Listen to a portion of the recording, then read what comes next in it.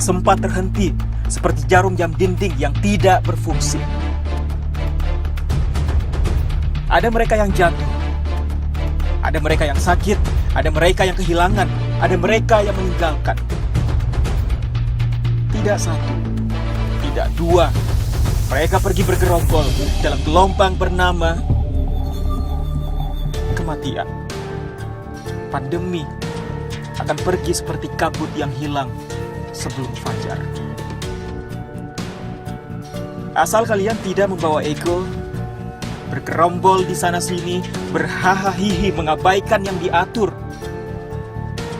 Sungguh elok jika kalian peduli atas nama kemanusiaan. Pakai masker, harga mati. Gak pakai masker, bisa mati. Halo Sobat Tangguh, apa kabar Anda? Senang sekali saya Boy Bakamaro Ginting dapat hadir menemani Anda pada sore hari ini. Semoga tetap sehat dan selalu semangat dalam beraktivitas. Tak akan lelah saya mengajak Anda untuk selalu disiplin menerapkan protokol kesehatan kapanpun dan dimanapun Anda berada. Jangan lupa pula untuk mengurangi kegiatan di luar rumah. Nah, hari ini kita akan berdiskusi mengenai hidup berdampingan dengan COVID-19, peran perangkat desa melawan Corona, yang disiarkan secara langsung dari Media Center Satuan Tugas Penanganan COVID-19 Graha BNPB Jakarta. Sudah hampir 16 bulan kita hidup dengan pandemi, namun kepatuhan menjalankan protokol kesehatan oleh masyarakat masih fluktuatif. Berdasarkan data Satgas secara nasional pada 27 Juli, angka positivity rate mingguan masih sebesar 31,16%. Hal ini menunjukkan laju penularan dan kasus infeksi yang masih tinggi. Oleh karena itu, pilihan paling tepat saat ini adalah beradaptasi dengan membangun budaya hidup sehat sehingga semua kelompok masyarakat terlindung dengan optimal dari paparan COVID-19. Instrumen terpenting sebagai pendamping masyarakat dalam membangun kebiasaan baru lebih sehat dan aman adalah peran posko desa, kelurahan yang mulai diaktifasi sejak PPKM per Januari 2021. Lantas bagaimana menumbuhkan kesadaran menuju kebiasaan baru yang lebih sehat dan aman dari COVID-19 sehingga tercipta ketahanan masyarakat dalam hidup berdampingan dengan COVID-19? Telah tergabung bersama kita melalui video conference yang pertama dengan Dr. Kusmedi Priharto, SPOT MKes, selaku Ketua Sub Bidang Tracing, Bidang Penanganan Kesehatan Satgas Penanganan COVID-19. Kabar baik ya Dok, terima kasih atas waktunya untuk bergabung hari ini. Amin, Alhamdulillah sehat selalu kita semuanya. Ya, selanjutnya telah bergabung pula bersama kita dari Daerah Istimewa Yogyakarta, Haji Sunarianta, Bupati Gunung Kidul. Kabar baik juga ya Pak Bupati, terima kasih telah meluangkan waktu untuk berdialog siang hari ini. Kabar baik Mas, kabar baik dari Gunung Kidul. Ya, luar biasa. Dan selanjutnya adalah Bapak Muhammad Arif, Lurah Rawasari, Cempaka Putih, Jakarta Pusat, DKI Jakarta. Terima kasih Pak Arif sudah menyempatkan hadir di waktunya yang sibuk sekali. Selamat siang. Ya, sebagai informasi, sebelum kita mulai perbincangan, kondisi di studio telah disanitasi, mikrofon yang kami gunakan juga sudah diinspeksi, dan kami juga senantiasa menjaga jarak dan tetap mengenakan masker. Talk show ini juga memperhatikan protokol kesehatan dan ditujukan untuk semua kalangan, dan bagi yang ingin bertanya, silahkan sampaikan melalui chat room ataupun kolom komentar. Sebelum kita ngobrol lebih jauh, kita akan bertanya tentang apa sih sebenarnya pengertian dari hidup berdampingan dengan COVID-19. Saya langsung tujukan kepada Dr. Kusmedi. Silakan dokter, ini apa pengertian dari hidup berdampingan dengan COVID-19 agar semua masyarakat bisa satu pemahamannya dokter, silakan. Baik, terima kasih Mas. Jadi kita tahu bahwa kita sudah 1,5 tahun ya mengalami masalah COVID ini, dan sampai hari ini tidak ada satu orang pun yang bisa memprediksi sampai berapa lama COVID ini akan berada dan bagaimana nanti kita dapat mengatasi masalah COVID ini. Beberapa negara yang sudah tadinya melepas lockdown, akhirnya kembali lagi pada lockdown, kembali lagi pada lockdown. Maka sudah sewajarnya lah kita mempersiapkan diri kita untuk hidup berdampingan dengan COVID. Seperti pada waktu dulu ada flu Spanyol yang ada di Indonesia juga yang sampai dengan 100 tahun. Akhirnya bagaimanapun juga masyarakat harus beradaptasi terhadap kehidupan yang berhubungan dengan masalah penularan daripada COVID ini sendiri. satu hal yang perlu saya tegaskan kepada masyarakat bahwa COVID ini berbeda. Virusnya seperti SARS-CoV-1 itu dia ada media antaranya yaitu unggas. Ada flu babi, media antaranya babi. Ada flu burung, media antaranya burung. Ada demam berdarah, media antaranya nyamuk. Kalau media antaranya itu dibasmi, maka dia akan hilang penularannya. Sedangkan pada SARS-CoV-2 ini, medianya adalah head to head antara manusia dengan manusia. Sehingga kalau kita mau memutuskan, kan tidak mungkin kita menghilangkan manusianya. Jadi semuanya sangat bergantung pada perilaku kita dalam menjaga penularan itu. Kalau perilaku kita baik, maka angkanya akan turun. Ketika perilaku kita buruk untuk tidak bisa menjaga dengan baik mencegah cara penularannya, maka angkanya akan naik. Nah, itu harus dipahami oleh masyarakat. Jangan semuanya diserahkan kepada pemerintah. Pemerintah sudah banyak berbuat terhadap hal tersebut. Tetapi yang menjadi masalah adalah bagaimana masyarakat mensikapi penularan antara orang ke orang tersebut. Baik, kalau untuk persiapannya sendiri dokter, kira-kira apa yang perlu dilakukan oleh masyarakat agar diri menjadi siap untuk bisa dikatakan telah hidup berdampingan dengan COVID-19? Ya, virus itu kalau masuk ke diri kita, lewatnya kan hidung, mulut, mata, telinga, sebagian kecil seperti itu. Nah, kalau dia masuk ke dalam tubuh kita, kalau pertahanan daya tubuh kita jelek, maka mau tidak mau virus itu akan berkembang dan kemudian menjadi orang itu sakit. Maka kalau virus itu masuk dalam tubuh kita, daya tahan tubuh kita kuat, virus itu tidak bisa berkembang dalam diri kita, maka dia akan tidak berkembang dan orangnya tetap sehat. Itu yang salah satu yang penting juga. Kemudian yang kedua tentunya vaksinasi. Vaksinasi tidak membunuh virusnya, Mas. Vaksinasi adalah upaya untuk meningkatkan daya tahan tubuh kita ketika virus itu masuk, dia tidak bisa berkembang. Yang ketiga adalah 3M. Bagaimana kita menggunakan masker? Kalau saya menggunakan masker yang baik, Mas menggunakan masker yang baik, kemudian salah satu dari kita sakit, kalau kita menjaga jarak 2 meter lebih dan kita senantiasa mencuci tangan, penularan antara orang dengan orang itu hanya 1,5 sampai dengan 2%. Efikasinya jauh lebih tinggi daripada vaksin sendiri. Jadi kalau itu benar-benar kita pahami protokol itu, maka itu akan bisa kita hadapi untuk berdampingan dengan COVID tersebut. Baik, terima kasih dokter. Sekarang saya ke Pak Bupati, Pak Sunaryanta.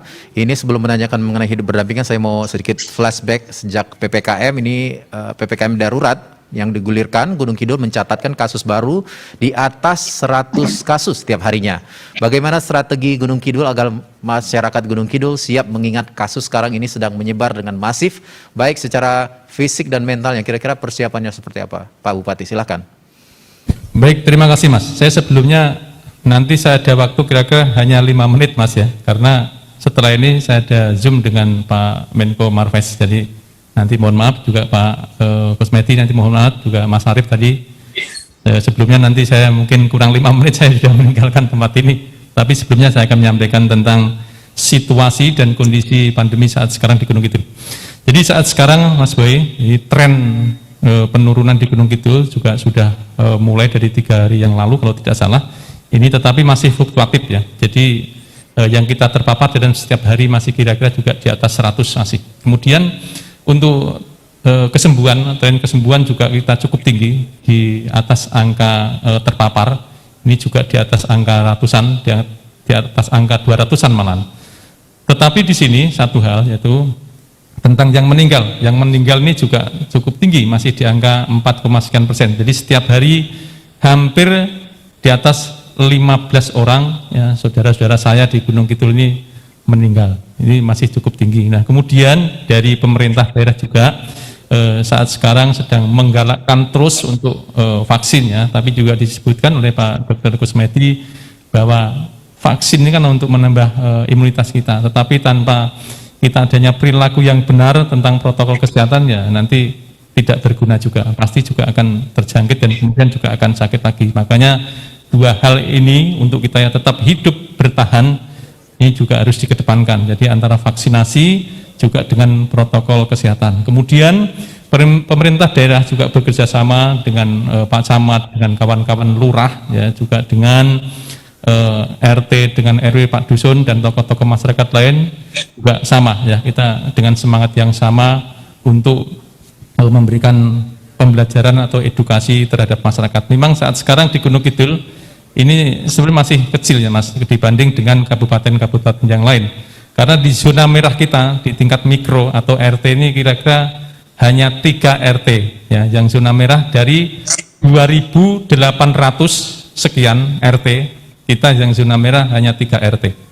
Jadi kondisi di Gunung Kidul seperti ini saat sekarang. Kemudian vaksinasi yang terus juga saya bekerja sama dengan beberapa instansi, ya dari TNI, dari Polri, kemudian tadi pagi juga dari Pertamina, kemudian juga dari beberapa instansi terkait yang ada di Gunung Kidul, kita terus lakukan. Meskipun saat sekarang dengan tenaga kesehatan yang saat sekarang banyak terkonfirmasi, ya, hampir 100-an lebih nakes Gunung Kidul terkonfirmasi atau terpapar dengan COVID ini, tetapi kita tetap bertahan terus dan saya juga atas nama pemerintah bekerja sama dengan beberapa lembaga juga Poltekkes ya, untuk kita bisa bekerja sama tentang tenaga kesehatan, termasuk dokter-dokter intensif ya yang magang. Ini juga saya dapat 17 orang kemarin dari Jakarta. Jadi tenaga-tenaga kesehatan kita saat sekarang dari situ. Ya, kira-kira itu Mas yang bisa saya laporkan Mas dari Gunung Kidul. Baik Mas. Pak Bupati, mungkin sedikit lagi Pak sebelum Bapak meninggalkan kami ini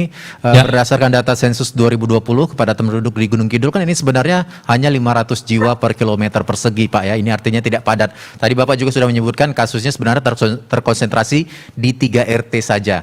Kira-kira dari kasus ini apa pembelajaran yang bisa dipetik Pak agar tidak terulang lagi kasus serupa?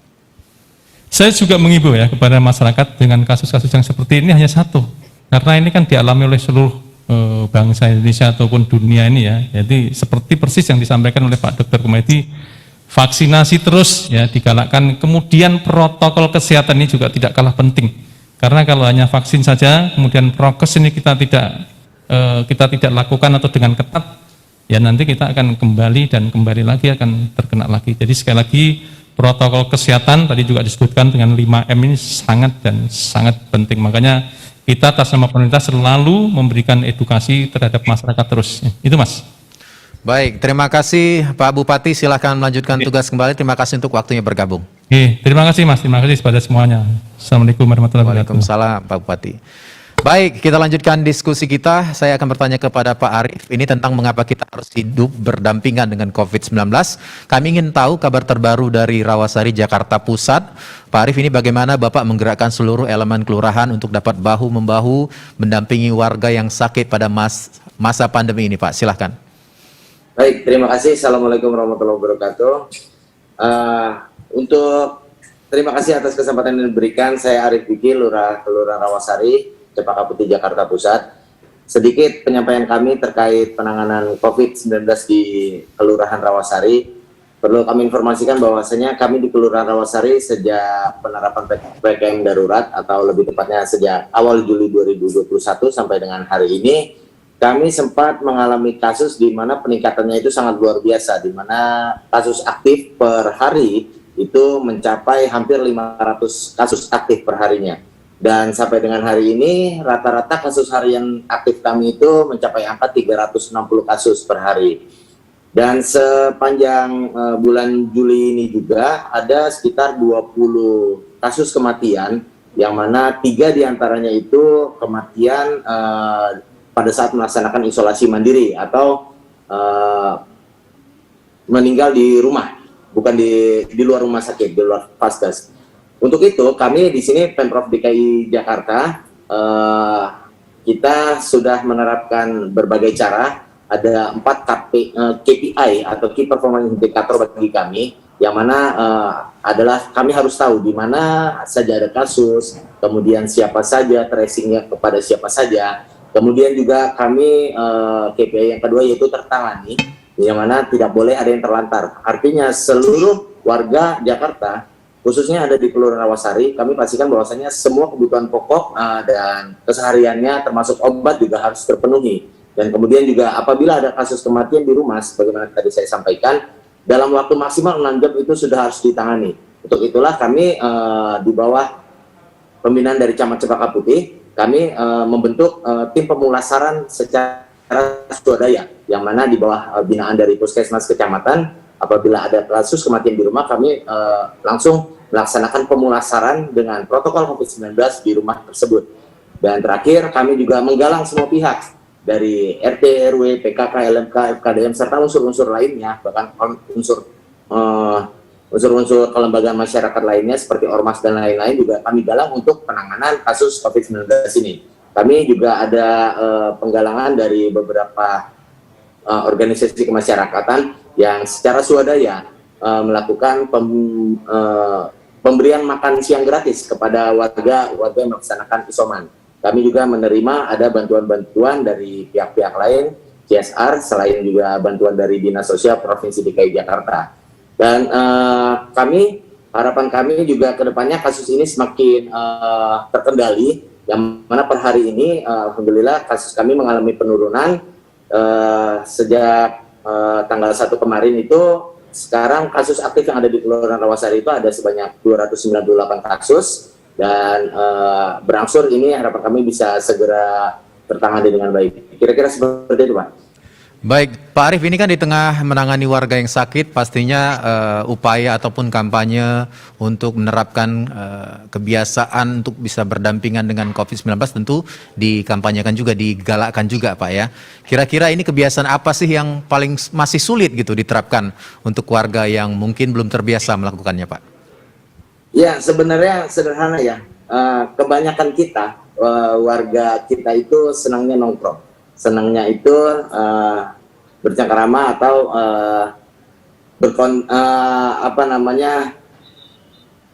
berkomunikasi terhadap sesama nongkrong-nongkrong bareng. Jadi itu merupakan suatu lifestyle ya, gaya hidup yang memang sampai hari ini masih sulit untuk kita siasati. Saya rasa harapan kami juga semoga masyarakat saat ini semakin sadar, terutama juga kesadaran untuk bisa melaksanakan vaksinasi agar bisa segera terbentuk herd immunity yang mana nantinya kita bisa segera terbebas dari COVID. Seperti itu, Pak. Baik, terima kasih Pak Arief. Saya kembali ke Dr. Kusmedi, ini menanyakan jika kita prediksi ke tahun lalu, ini ada prediksi yang mengatakan bahwa 1 tahun ini pandemi akan segera berakhir. Tapi ternyata justru tantangannya ini tampaknya semakin tinggi ya, dokter.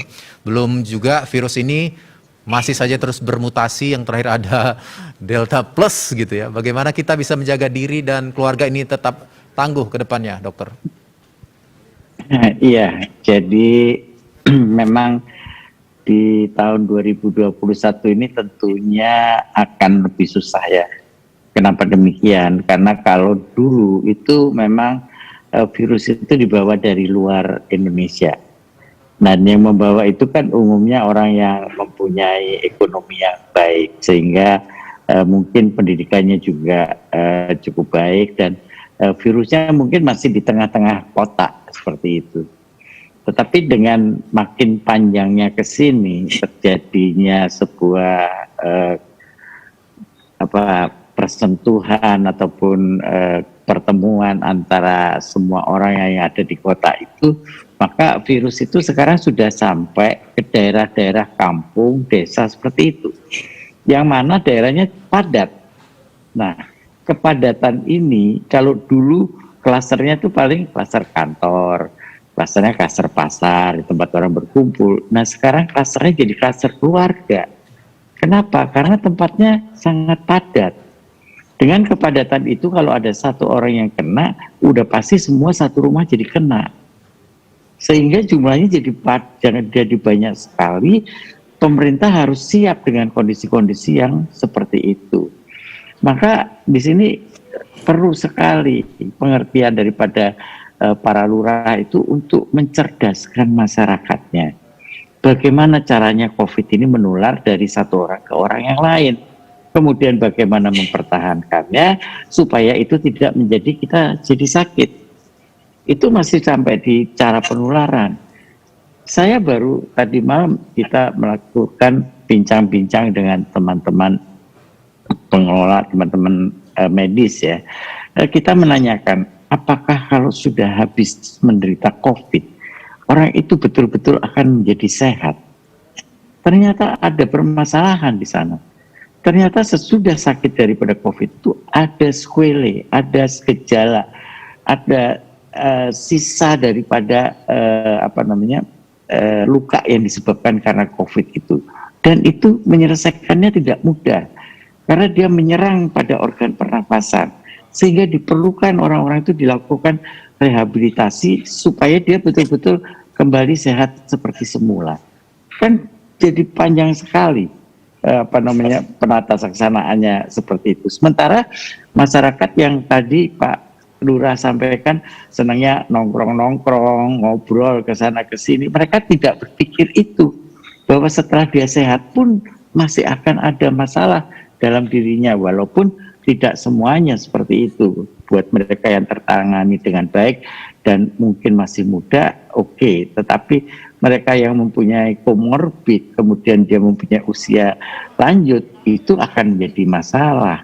Demikian juga pada anak-anak. Ternyata banyak sekali masalah COVID ini sesudah dia sembuh.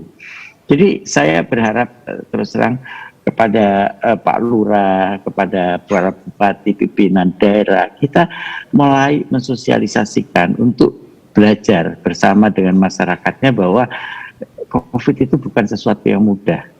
Banyak hal yang harus kita pahami di sana, dan COVID ini masih berkembang. Mutasi masih terjadi di sana sini. Mungkin vaksinasi sekarang mempan, nanti berikutnya tidak mempan, itu bisa terjadi. Kita semua juga masih harus bersama-sama. Jadi tinggalkanlah yang namanya perdebatan, saling menyalahkan satu dan lainnya, itu semuanya. Tetapi kita harus bersatu bagaimana caranya COVID ini bisa kita selesaikan. Baik dokter, kalau bicara mengenai skenario terburuk, kira-kira resiko apa sih yang paling besar yang bisa kita hadapi bila kita tidak bersiap dari sekarang, dokter?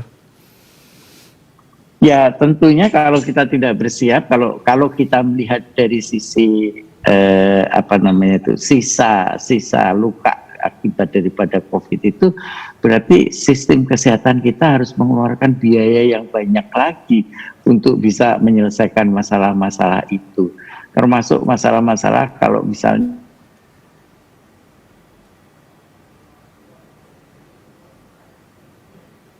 booster lagi, pasti kita akan menghabiskan biaya yang banyak sekali untuk sistem kesehatan. Padahal dengan adanya kesehatan, kemarin kita dengan BPJS sudah agak lumayan tentang kesehatan itu sendiri. Sekarang ada lagi hambatan baru dengan COVID ini, pemerintah pasti harus memutar kepalanya untuk mencari dari mana pembiayaan untuk kesehatan itu sendiri kalau semuanya ditanggungjawabkan kepada masyarakat, kepada pemerintah. Oke baik, saya kembali ke Pak Arief. Pak Arief, ini saya mau menanyakan bagaimana Bapak memanfaatkan sarana posko kelurahan. Mungkin tadi sudah disinggung sedikit ya, tapi saya mau menanya detail lagi. Kira-kira posko kelurahan ini untuk melakukan fungsi pencegahan, penanganan, pembinaan, serta pendukung agar masyarakat dapat terus konsisten hidup sehat dengan 3M dan juga mendukung 3T. Kira-kira apa yang dilakukan, Pak Arief? Ya, posko yang kami bentuk di tingkat kelurahan bersama dengan unsur TNI Polri maupun dari Puskesmas ini sangat bermanfaat dalam rangka penanganan COVID-19 khususnya di Kelurahan Rawasari. Karena di dalam posko inilah kami melakukan kolaborasi sekaligus kami di sini merencanakan kegiatan-kegiatan yang akan kami lakukan setiap harinya di masyarakat. Seperti kami setiap hari melakukan operasi tertib masker, kemudian juga operasi protokol kesehatan. Kami juga selalu mencatat setiap hari terkait perkembangan kasus yang ada di Kelurahan Rawasari berdasarkan perkembangan data yang kami peroleh dari Puskesmas Kecamatan. Yang mana data itu kami teruskan kepada tingkat RW maupun tingkat RT, sehingga seluruh stakeholder itu dapat memantau perkembangan kasusnya baik yang masih sakit, yang baru sakit, ataupun yang memang sudah sembuh. Seperti itu, Pak. Baik, Pak Arief ini tampaknya sudah menguasai lapangan sekali ya. Tapi kalau Pak Arief ini punya pertanyaan khususnya mengenai kesehatan, ini diperkenankan Pak Arief untuk bertanya kepada Dr. Kusmedi langsung jika ada yang mungkin selama ini masih ada yang masih membingungkan misalnya. Apa ada pertanyaan Pak Arief? Silahkan kalau berkenan. Pertanyaan dari kami, saya rasa belum Belum sempat ya? memikirkan pertanyaan. Mohon izin, Pak Dokter. Saya bertanya ya Pak Arief. Oh boleh, boleh.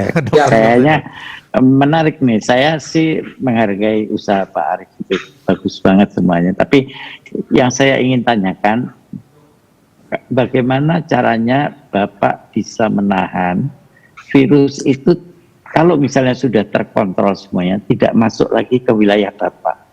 Seperti misalnya contoh Singapura lah, atau mungkin Australia, dia itu bisa mengendalikan bahwa kalau Australia ini begitu jumlahnya naik sedikit saja dia langsung lockdown lagi. Kalau Singapura beda lagi Pak, karena dia merasa bahwa angka kematiannya kecil, setiap orang yang sakit dia bisa sembuhkan, maka dia membuka itunya, karena dia yakin bahwa ketika dia mendapatkan masyarakat yang sakit, dia bisa menyembuhkan. Kira-kira Bapak punya pemikiran nggak Pak terhadap hal itu? Artinya bagaimana ya saya bisa mengendalikan supaya daerah saya itu betul-betul aman untuk masyarakat saya. Sementara kan kita tahu di daerah kita ini kan mondar-mandir orang dari wilayah mana ke mana dan sebagainya, seperti itu Pak. Ya silakan Pak Arief dijawab langsung. Ya, baik. Sebenarnya saya ada gagasan yang saya dapat kemarin hasil studi banding saya ke Yogyakarta, Pak. Jadi persis waktu yang lalu itu saya melaksanakan studi banding bersama dengan Dinmas Polda Metro Jaya ke Jogja. Di sana saya ada dapat satu ide Pak, di mana ada kelurahan di Bantul itu, Kelurahan Singosaren, mereka membentuk posko siaga atau ruang isolir bagi warga yang sehat. Jadi kebalikannya Dok. Jadi jika ada warganya yang sakit, itu diupayakan agar melaksanakan isolasi mandiri di rumah beserta keluarga yang memang terkonfirmasi positif. Nah, bagi yang tidak positif atau yang negatif hasilnya, itulah yang akan diungsikan ke lokasi yang ada disiapkan oleh desa tersebut. Jadi saya oh ya juga ya, kalau misalkan kita membentuk suatu lokasi untuk orang sehat, itu saya rasa tidak begitu sulit dibandingkan kita menyiapkan lokasi isolasi terkendali bagi yang sakit. Saya rasa seperti itu. Pak Dokter, saya punya gagasan yang mungkin belum sempat kita realisasikan di Kelurahan Rawasari. Baik. Oke, saya berikan masukan ya Pak ya terhadap gagasan Bapak itu. Jadi begini Pak, ini yang sering pihak kelurahan ataupun masyarakat itu tidak mengetahui bahwa untuk melakukan isolasi mandiri itu tidak mudah.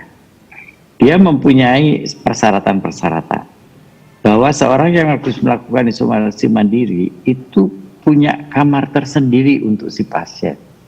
Kemudian mempunyai kamar mandi tersendiri untuk si pasien. Yang berikutnya, di rumahnya itu tidak boleh terlalu padat. Kalau di rumahnya itu kira-kira ada 8 atau 10 orang yang tinggal di situ, sudah pasti semuanya ketularan, walaupun bagaimanapun juga upaya untuk menahan supaya si sakit itu diisolasi. Seperti itu. Jadi tadi idenya boleh, tetapi harus diperhatikan itu. Artinya kalau orang yang isolasi itu ditinggalkan di situ, kemudian kondisinya tidak memungkinkan, akan menjadi masalah. Jadi kita harus berpikir, artinya kalau memang lebih mudah meninggal orang yang harus, kan kalau di dalam satu rumah, katakan saya beri contoh 8 orang, 1 positif, yang 1 itu kan harus dilakukan isolasi. Nah yang 7 sisanya itu kan termasuk kontak erat, dia tetap harus dilakukan karantina yang 7 ini. Bukan berarti terus dia bebas, dia bisa keluar, enggak, dia harus tetap dikarantina. Nah berapa lama semuanya? Semuanya ini 14 hari. Kalau mau betul-betul aman 14 hari. Artinya walaupun pemeriksaan PCR-nya masih positif, dia tidak akan menularkan lagi kepada sekitarnya. Nah, yang menjadi tadi question buat saya yang Bapak harus ingat dan hati-hati, mana lebih mudah, memindahkan 14 orang atau memindahkan 1 orang. Nah, kalau ini bisa dikalkulasi dengan baik, tentunya Bapak akan berhasil melakukan hal itu. Terima kasih, Pak. Baik, terima kasih untuk jawabannya dan juga pertanyaan dari Pak Dokter. Dan telah bergabung bersama kita Bapak Bambang Setiawan Budi S, Lurah Kepala Newon, Wonosari, Kabupaten Gunung Kidul. Selamat siang menjelang sore, Pak Bambang. Bagaimana kondisi di wilayah Bapak, Pak? Bisa diceritakan sedikit sebelum bertanya nanti? Selamat siang semuanya. Kami dari Kabupaten Gunung Kidul, Yogyakarta, yang pada saat ini memang angka cukup menantang kita karena tingkat yang isoman, yang positif naik, tetapi sisi lain juga ini menimbulkan semangat balik untuk warga untuk terlibat langsung. Prinsip kami, COVID ini tidak cukup dengan sepotong-sepotong, sepihak, tapi kita harus gerakan bersama, istilahnya gerakan berjamaah kita bersama. Itu salam kami dari Gunung Kidul, Handayani, dari Kelurahan Kepek, Kapanewon, Wonosari. Baik, silahkan. Kalau ada pertanyaan langsung disampaikan ke Medi, silahkan Pak Bambang. Terima kasih. Jadi kami adalah desa atau kelurahan, sekarang berubah dan jadi kelurahan yang ada di tengah-tengah kota Kabupaten Gunung Kidul, dan kebetulan kami kelurahan ada sekitar 10 padukuhan, jumlah 11.000 lebih.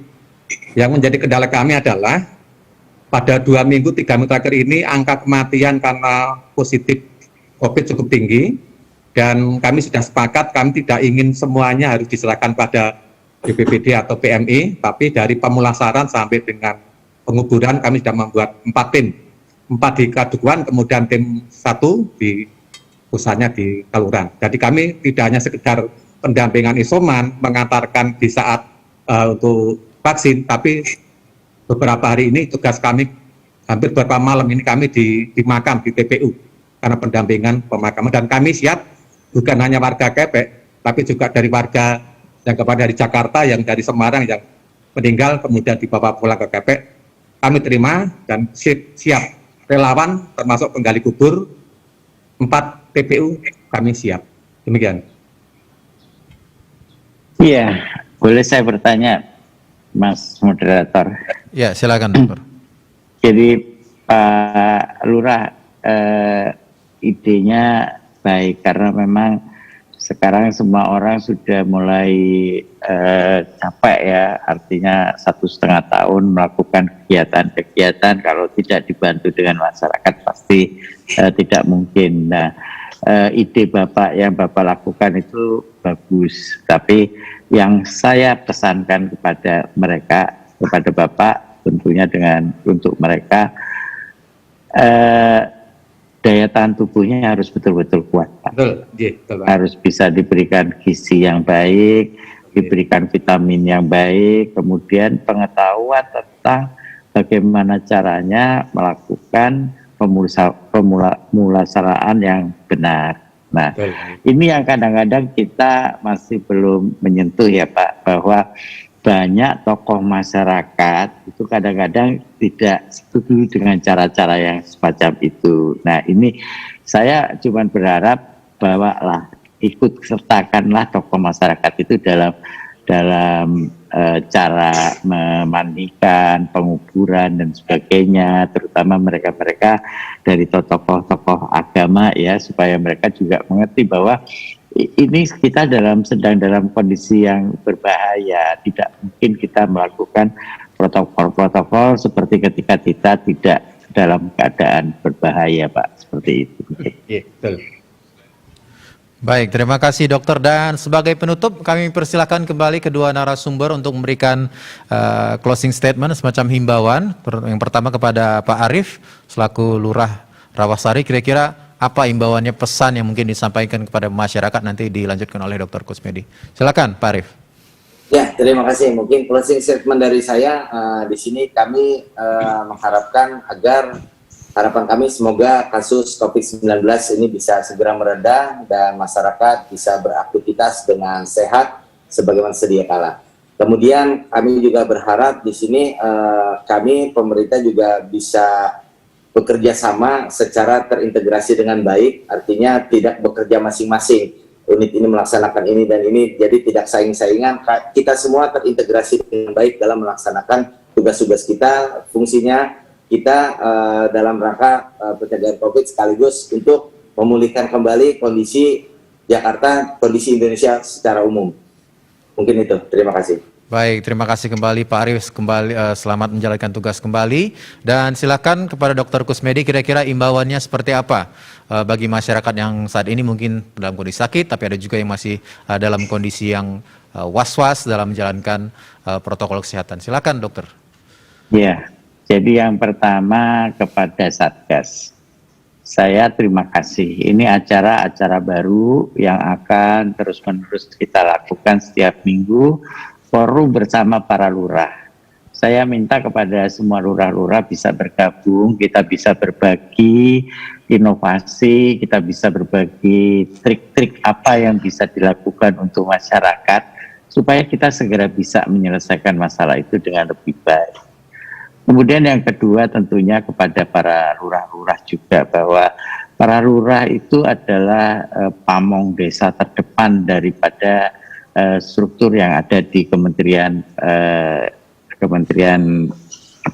Dalam Negeri. Saya berharap bahwa para lurah betul-betul cerdas untuk bisa membawa masyarakat untuk hidup bersama dengan COVID. Tentunya dengan bergotong royong dan juga tentunya memberikan pemberdayaan masyarakat terhadap hal ini semuanya. Bahwa kalau ada satu orang COVID di dekat kita, kemudian kita tidak perhatikan bersama-sama, ketika orang itu harus keluar dari rumah atau mungkin dia harus aktivitas karena aktivitas mungkin harus mencari makan dan sebagainya, maka dia akan menulari orang satu kampung itu. Maka yang satu itulah harusnya kita tolong, jangan justru dia di COVID-kan. Maksud saya jangan dikucilkan ya, di stigmatisasi itu jangan sampai terjadi. Berilah dia pertolongan karena dia lagi membutuhkan kita untuk bisa memberikan pertolongan kepada dirinya. Dan yang terakhir tentunya untuk masyarakat. Kalau daya tahan tubuh kita itu kuat, kita mempunyai perilaku yang baik, kemudian kita patuh terhadap kondisi-kondisi ataupun protokol-protokol yang sudah dibuat oleh pemerintah untuk digunakan kepada masyarakat, itu kemungkinan tertular akan jauh. Dan itulah yang harusnya mulai kita benahi dari sekarang, bagaimana hidup sehat berdampingan dengan COVID. Terima kasih. Baik, terima kasih Dr. Kusmedi selaku bagian dari Satgas Penanganan COVID-19. Sebelumnya juga ada Pak Muhammad Arif selaku Lurah Rawasari, Jakarta Pusat yang sudah memberikan pengetahuannya juga, dan juga peserta Zoom dari Kabupaten Gunung Kidul Pak Bambang selaku Lurah Kepe. Terima kasih untuk waktunya dan bertanya, dan terima kasih sekali lagi para narasumber, dan kita kini tiba saatnya kita di penghujung acara. Semoga bincang-bincang hari ini bermanfaat untuk kita semua, serta jangan lupa untuk selalu yang pertama memakai masker dengan benar, yang kedua menjaga jarak dan menghindari kerumunan, yang ketiga mencuci tangan menggunakan sabun dengan air yang mengalir, dan mengurangi mobilitas ataupun kegiatan di luar rumah. Kita akhiri talk show siang hari ini. Saya Boy Bakamaro Ginting bersama tim yang bertugas dan para narasumber pamit undur diri. Selamat siang dan salam tangguh.